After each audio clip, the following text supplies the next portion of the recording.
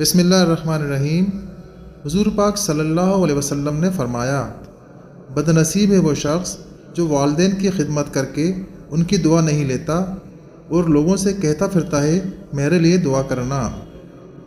بد نصیب ہے وہ شخص جو صبح کے وقت سویا رہتا ہے اور لوگوں سے تنگی رزق کا شکوہ کرتا ہے۔ بد نصیب ہے وہ شخص جو نماز عشاء نہیں پڑھتا اور دعاؤں میں پرسکون نیند تلاش کرتا ہے۔ بد نصیب ہے وہ شخص جس نے ماہ رمضان پایا اور اپنے رب کو راضی نہ کر سکا۔ آپ صلی اللہ علیہ وسلم نے یہ بھی فرمایا، جس نے میری ایک حدیث سنی اور دوسروں تک پہنچائی، قیامت کے روز اس کے لیے میری شفاعت واجب ہوگی۔